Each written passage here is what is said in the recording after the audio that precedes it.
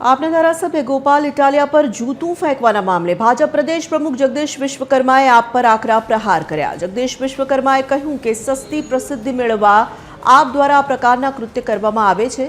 આપ પોતાના જ કાર્યકરોના માધ્યમથી શાહી અને જૂતા ફેંકાવડાવે છે। આ પ્રકારના કૃત્ય કરી આપ મીડિયામાં અને ચર્ચામાં આવવાના પ્રયાસ કરે છે।